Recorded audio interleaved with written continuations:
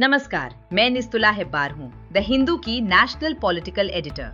The Hindu originals के YouTube channel पर talking politics के एक और एपिसोड में आपका स्वागत है। ये एक ऐसा कार्यक्रम है जिसमें हम देश की राजनीति की सुर्खियों में रहने वाली खबरों के पीछे की कहानी समझने की कोशिश करते हैं।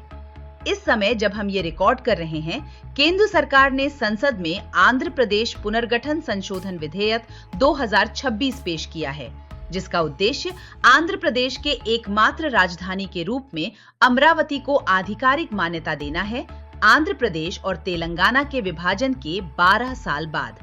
ये फैसला क्यों लिया गया, इसके पीछे क्या कारण है, यही इस सप्ताह के टॉकिंग पॉलिटिक्स का विषय है।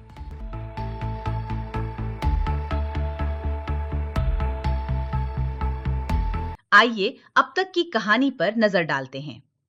मंगलवार को ही खबर आ गई थी कि सरकार 2014 के आंध्र प्रदेश पुनर्गठन अधिनियम में संशोधन लाने वाली है, ताकि अमरावती को राज्य की एकमात्र राजधानी घोषित किया जा सके। ये अपने आप में बड़ी खबर थी, क्योंकि नए राज्य के साथ नई राजधानी की संभावना हमेशा रहती है। लेकिन इस पूरे घटनाक्रम के पीछे की कहानी काफी लंबी और दिलचस्प है, खासकर उनके लिए जो सार्वजनिक जीवन पर नजर रखते हैं और ये समझना चाहते हैं कि किन कारणों से निर्णय लिए जाते हैं और बाद में कैसे उसे बदल भी दिया जाता है। ये संशोधन उस प्रस्ताव के बाद आया है जिसे 28 मार्च 2026 को आंध्र प्रदेश विधानसभा ने पारित किया था। इस प्रस्ताव में केंद्र सरकार से अनुरोध किया गया था कि कानून में संशोधन कर अमरावती को राज्य की राजधानी के रूप में शामिल किया जाए। इसके तुरंत बाद इस संशोधन विधेयक की प्रतियां संसद सदस्यों के बीच वितरित कर दी गईं। ये विधेयक 2014 के आंध्र प्रदेश पुनर्गठन अधिनियम की धारा 5 में संशोधन का प्रस्ताव करता है, जिसके तहत आंध्र प्रदेश और तेलंगाना राज्यों का गठन हुआ था। इस धारा के अनुसार हैदराबाद को दोनों राज्यों की साझा राजधानी अधिकतम 10 वर्षों के लिए निर्धारित किया गया था। चंडीगढ़ की स्थिति से सभी परिचित हैं, जो पंजाब और हरियाणा की साझा राजधानी और एक केंद्र शासित प्रदेश है और जिसको लेकर अक्सर खींचतान देखने को मिलती है। जब इन दोनों राज्यों का विभाजन हुआ, तब हैदराबाद तेलंगाना को सौंप दिया गया। ये तेलंगाना की राजधानी है। आंध्र प्रदेश को इसे 10 वर्षों तक राजधानी के रूप में उपयोग करने की अनुमति दी गई थी, जिसके बाद उसे अपनी अलग राजधानी की व्यवस्था करनी थी। ये संशोधन 2014 के विभाजन के बाद आंध्र प्रदेश के लिए राजधानी तय करने की लंबी प्रक्रिया का परिणाम है। उस समय केंद्र सरकार ने 2014 के अधिनियम की धारा 6 के तहत एक विशेषज्ञ समिति गठित की थी, जिसे यह तय करना था कि नई राजधानी कहां होनी चाहिए, उसकी विशेषताएं क्या होंगी और राज्य के किस क्षेत्र या जिले में उसे स्थापित किया जाएगा। उस समिति के सदस्यों में केसी शिवराम कृष्णन, तत्कालीन सेंटर फॉर पॉलिसी रिसर्च के गवर्निंग बॉडी के अध्यक्ष, डॉक्टर रथिन रॉय, अर्थशास्त्री और उस समय National Institute of Public Finance and Policy के निदेशक, अरोमर रेवी, तत्कालीन Indian Institute of Human Settlements के निदेशक, प्रोफेसर जगन शाह, तत्कालीन National Institute of Urban Affairs के निदेशक और professor K T. Ravindran, School of Planning and Architecture के पूर्व डीन शामिल थे। इस समिति ने अपनी रिपोर्ट अगस्त 2014 में सौंप दिया था। इसमें एक बड़े सुपर कैपिटल के निर्माण के खिलाफ राय दी गई, क्योंकि समिति का मानना था कि इससे उस क्षेत्र के पर्यावरण पर प्रतिकूल प्रभाव पड़ेगा और अन्य जिलों के विकास में असंतुलन पैदा होगा।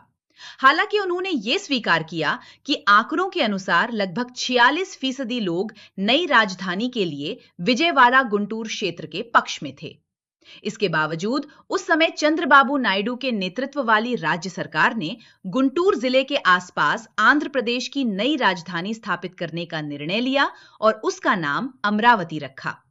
उस समय नायडू ने कहा था कि हर राज्य को एक राजधानी की आवश्यकता होती है, जहां प्रशासन और न्यायपालिका, क्योंकि उस समय आंध्र प्रदेश उच्च न्यायालय का विभाजन नहीं हुआ था, इन सभी कार्यों के लिए एक केंद्र और स्थान जरूरी होता है।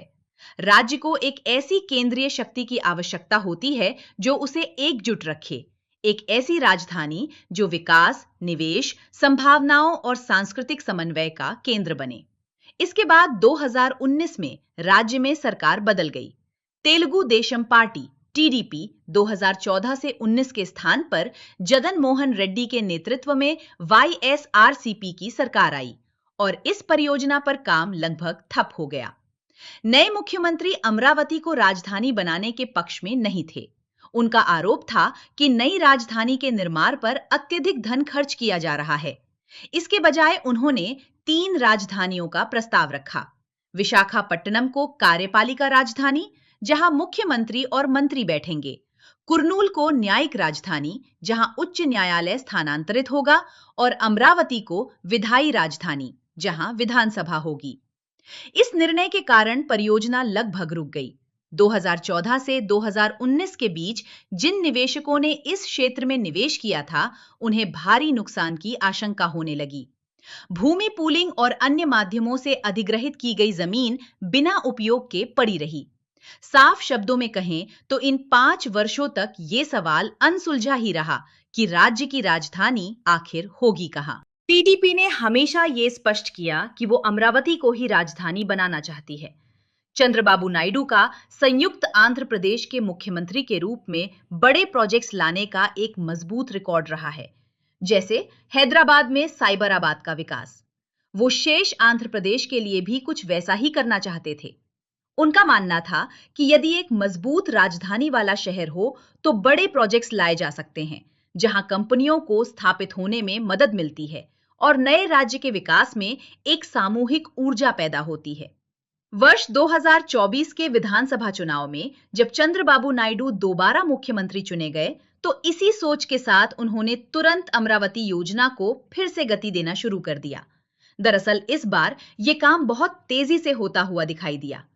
वे इस बार इसे जल्दी शुरू कर जल्द पूरा करने के लिए दृढ़ संकल्पित थे, ताकि भविष्य में कोई भी सरकार सत्ता में आए, चाहे उनकी पार्टी ना भी हो, तो उसे अमरावती को राजधानी के रूप में अपनाना ही पड़े। राज्य सरकार के सूत्रों के अनुसार जब उन्होंने इस योजना को दोबारा शुरू किया, तो पहले से जुड़े निवेशक 2019 में सरकार और नीति बदलने के कारण चिंतित हो गए थे। इसलिए नई राजधानी के निर्माण को राजनीतिक उतार चढ़ाव से सुरक्षित रखने के लिए अमरावती को कानूनी आधार देना जरूरी हो गया, अर्थात इसे कानून में दर्ज किया जाना आवश्यक था। सभी निवेशकों, जिनमें सिंगापुर सरकार भी शामिल थी, से दोबारा संपर्क किया गया। उन्होंने कहा, हम इस परियोजना के साथ हैं और इसे पसंद भी करते हैं, लेकिन पिछली बार हमारा निवेश फंस गया था, इसलिए हम तकनीकी सहयोग तो देंगे, लेकिन निवेश के लिए कानूनी गारंटी जरूरी है। अन्य निवेशकों ने भी स्पष्ट किया कि यदि अमरावती के निर्माण और स्थापना को कानूनी सुरक्षा मिलेगी, तभी वे निवेश करेंगे। यही कारण है कि यह कदम उठाया गया है। नई राजधानी को कानूनी मान्यता तभी मिल सकती है जब 2026 के आंध्र प्रदेश पुनर्गठन संशोधन विधेयक के पारित होने के बाद गजट अधिसूचना जारी हो। टीडीपी केंद्र में एनडीए सरकार की सहयोगी है और नई राजधानी की स्थापना आंध्र प्रदेश में उसकी सरकार का एक प्रमुख मुद्दा है। इसलिए इस संशोधन का उद्देश्य राजधानी के प्रश्न को स्थायी रूप से कानूनी सुरक्षा देकर सुलझाना है। अब यह देखना दिलचस्प होगा कि क्या अमरावती भी हैदराबाद की तरह एक आधुनिक, वैश्विक दृष्टि वाला और व्यवसाय अनुकूल शहर बन पाता है। बहुत से लोग कहते हैं कि हैदराबाद एक प्राचीन शहर था जो स्वाभाविक रूप से विकसित हुआ, जबकि अमरावती को बिल्कुल नए सिरे से बनाया जा रहा है। लेकिन यदि पर्याप्त संसाधन और प्रयास किए जाएं, तो संभावनाओं की कोई सीमा नहीं होती। ये देखना रोमांचक होगा कि इस पहल से नया क्या आकार लेता है। फिलहाल इस सप्ताह के लिए इतना ही। आप भी का बहुत बहुत धन्यवाद। अगले सप्ताह फिर मिलेंगे।